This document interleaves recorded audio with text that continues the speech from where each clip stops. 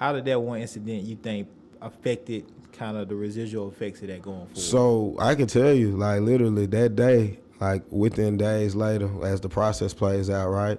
I'm going to court, and one thing my mom always taught me: take responsibility for your actions. And your actions come with benefits or they come with consequences, right? And so I always measured that in anything I've done, because that's just it's embedded, right?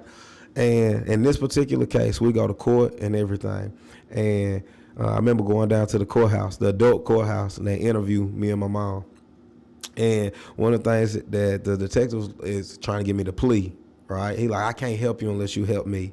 And I'm like, well, the only way I can help you is to tell you the truth, right? This is the truth. I don't know this girl. I ain't never done this. You know what I'm saying?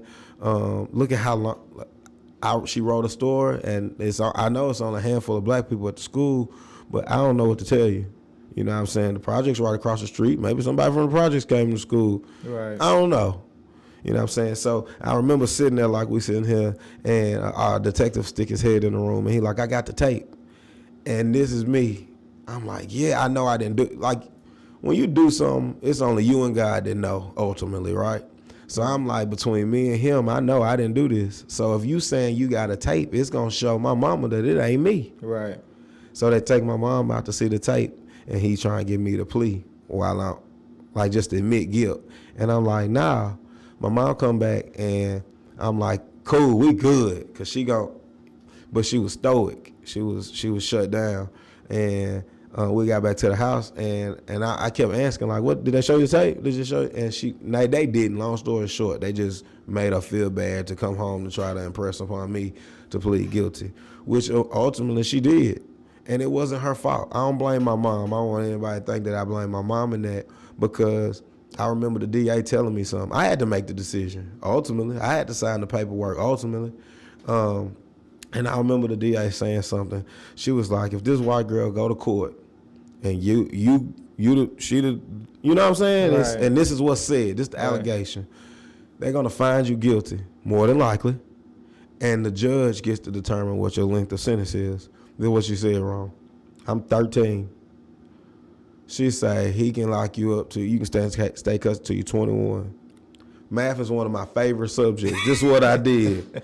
14, 15, 16, 17, 18. Once I got over to the second hand, I knew I was out.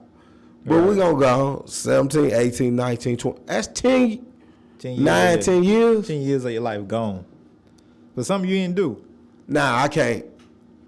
So what it look like if I plead? She say you gonna have to be on probation. You got to go to classes at Vanderbilt, and that's it, right? But you got to plead guilty. Like, I'm like, this is crazy, but I had to do it. Right. And I was this conversation about white supremacy and white power, like, and just the power that they have in that moment. Like, that was power. Right. It was the power of the other color against me that led to that. The system. Bruh, I had 2 offers from colleges at this time. 2 letters from colleges. The U had sent me a letter, and Oral Roberts University had sent me a letter this same summer. Wow.